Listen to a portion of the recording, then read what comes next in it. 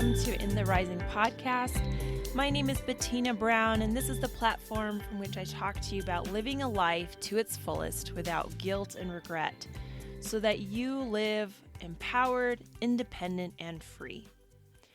I start off every show by saying that I am not a licensed counselor, psychologist, psychiatrist, but I am a healthcare professional who is very inquisitive and wants to know what makes us tick.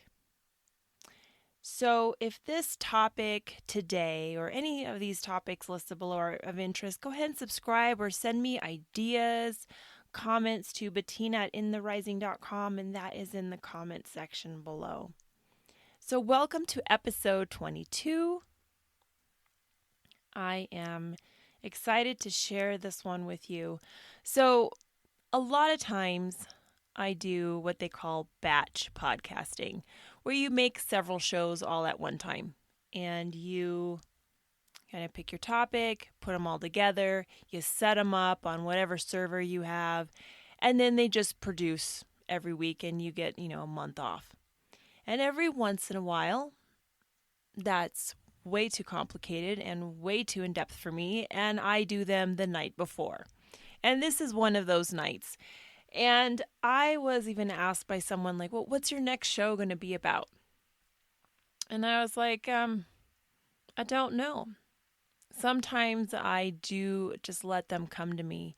And as I actually sat down to figure out what will be today's show, I realized what it was.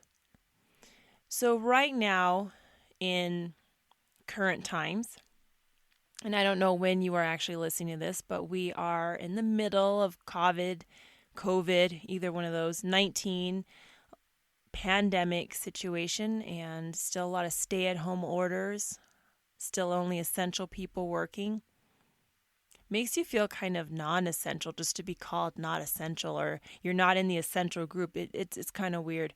But there's a lot of stuff going around, and so our workplace, as I'm a physical therapist, not all of my hours at work are doing physical therapy. We are put into what they call the labor pool. So those fortunate to continue to have their position are assigned different duties within the hospital so that you can still get your hours, but not necessarily in your regular capacity. And one of those things is called screening. And that means we ask people questions, take temperature, et cetera, et cetera. And you can do this, 2 hours, 4 hours, 10 hours, 12 hours, just to help boost your time in. And recently, I got to sit down with a coworker that I have, and we have been coworkers for years. I mean, years, y'all. And for the most part, it's like, hello, how are you doing? And I think that might have been the extent of it, just because we don't work very close together.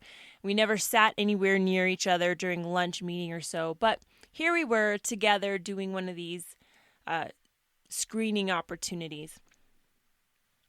And I, did not know this person outside of their name. And in fact, it would have taken me a moment to even remember their last name. And I'm sure the same would have been in reverse.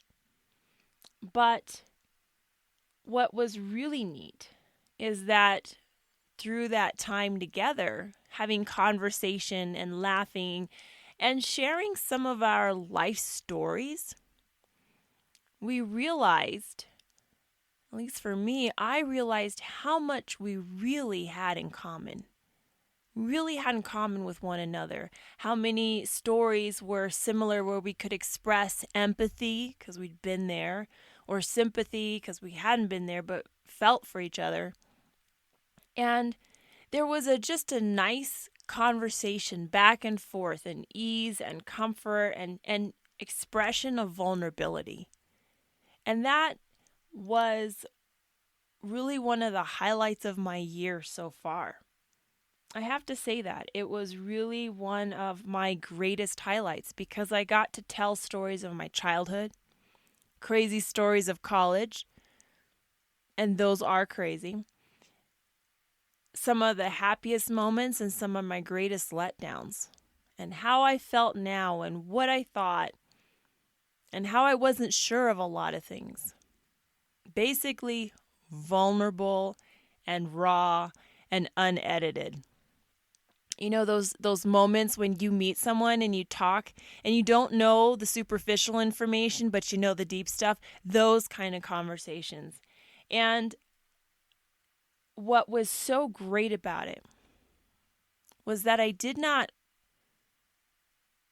hold back information about myself in a way that, there is a thing as TMI, but I didn't hold back information about myself because I wanted to make sure that I keep a positive impression. I didn't feel like, I have to look like I have it all together.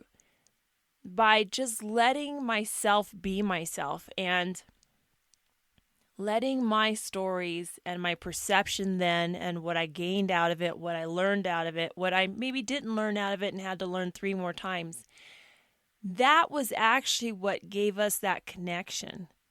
That was actually where I felt I could trust her with this information because I allowed the stories, which were quote unquote the skeleton in the closet stories, to actually just be real. And in being real with her, it taught me a few things about being real with myself. And one of those is that we don't have to hide from our own past. You know what? Every single one of us has done something that we're not very proud of. And we hope that other people may not remember all of it. And if they do remember, sometimes we hope we're forgiven. And if they remember and they forgave us, then we really work hard to forgive ourselves. And that's also a part of that whole story. But building that connection is just as important with someone going outwards as it is with yourself. How do you build connection then? Because I knew I had built a strong connection with this coworker that I had never spoken to essentially beforehand. That connection did not just end when the shift was over. There was this trust about it. So how do you build more community in your life? And I feel there are 3 ways we can do this. 1, conversation. Ask yourself, how can you enhance communication and conversation? Often, conversation tends to be superficial. How was your day? My day was well. How was your day? My day was boring. My day was exhausting. My day was so bad I don't want to talk about it. My day was so bad I won't stop talking about it until the next few days. But just having a conversation, period, where you get to know not just the facts, but how someone feels about the facts. And when we have true conversation where one is actually listening, not formulating a plan and an answer or a question while the other person's still talking, but just letting those words sink in on each person, just letting that sink in. There is that connection there. There is that unity. And that is something that I think a lot of us are craving, is deep conversation. And a lot of conversation has very little to do with speaking and a lot more to do with listening. Because so many of us want to be heard, right? And to be heard gives us the feeling that we are having an importance. And so building community can begin with conversation. The second thing I think builds community is compassion. How can you be compassionate towards other people and their struggles and their wins? And also, how can you be compassionate towards yourself? Building community is not just an outward thing. It's not just out, because if you're empty, then all those connections you're building out don't count. They don't hold. Those cords are not strong, they are actually weak. How can you strengthen that? And that's just having this compassion that, you know what?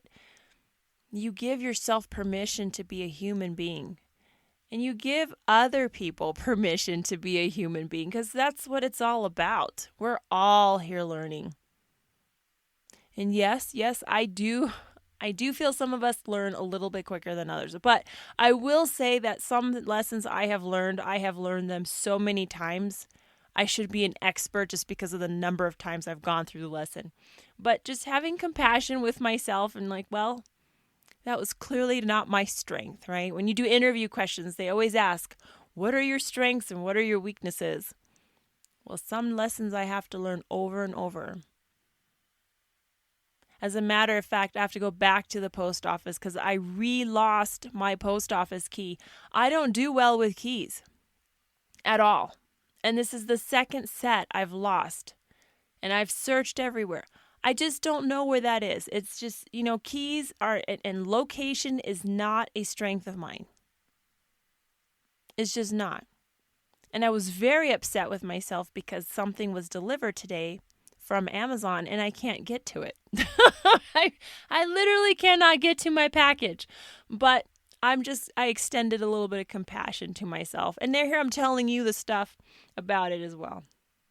So building community, there are 3 ways: conversation, compassion, and the third one, contemplation. How do you make time to contemplate and be alone and quiet? And now this can be with other people. I remember I went on a trip to Louisiana. I went to jazz festival with a friend of mine, with a group that I'd gone to college with, and 2 of them lived in Slidell, which is right outside New Orleans, and the rest of us all kind of congregated in New Orleans for this jazz festival. And we were out on some body of water, which I have no recollection what the name was, but on this boat in the middle of, wherever. And I think it was a good 30, 45 minutes that no one said anything. And my friend leaned over and she goes, I think we can always remain friends. And I said, okay. And she said, because we don't have to talk. I can be quiet in your presence and there's not this need. And it made so much sense as soon as she said it. Like, you don't always have to do and say, even though number one's conversation, but you don't always have to go. You can also just sit and be quiet and reflect. Or just sit and be quiet. Isn't there a saying, sometimes I sits and thinks, and sometimes I just sits. I think the sits part's always when I have the post office key in my hand. But anyway, and these quiet moments alone.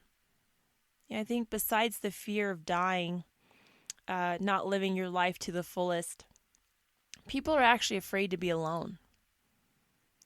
And when you're alone, you get to be with yourself. Now, if you don't want to be with you, I always wonder, if you don't want to be with you, why would anyone else want to hang out with you? But it's also when we realize that we might have to feel something, right? We might get to feel lonely. Whether we're in a relationship and we're lonely, or we're not in a relationship and we're lonely. We might get the opportunity to think about, are we where we really want to be?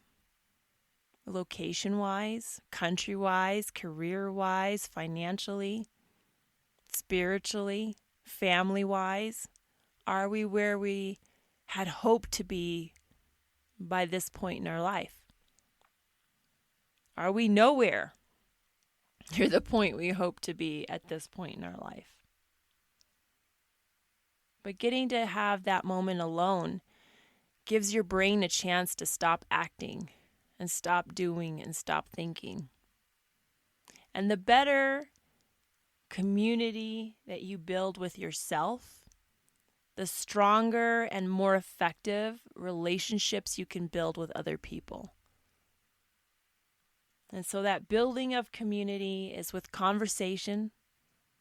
What I had mentioned earlier, just having a wonderful several-hour conversation with someone I had worked with for years but never talked to. Having compassion for other people and yourself. And that last C is contemplation. What are you thinking when you're alone? And who are you giving grace to? And understanding that no one has it all together, regardless of what their Instagram account says, or their website, or what they have it, how they have it together in front of you. No one has it all together. No one does. We're all just, someone called it a poop pile, where we're all in our little piles of poop with our head above it, and sometimes we just feel stuck and stinky, but we're all there, and we all have a chance to get out of that and hold each other up about that. So that is today's episode, which I actually enjoyed today. I hope that you all are finding some of these shows helpful, beneficial, funny, or a little odd. But I appreciate your time, and if you are interested, listen to some other episodes, share it with someone else, or leave a review. That is very helpful. It helps boost the entire show on charts, and so when people look for things, they are able to see this show because it's higher rated. That we do need to put on Instagram. All right, guys, I hope you're doing well, and let's keep building one another up.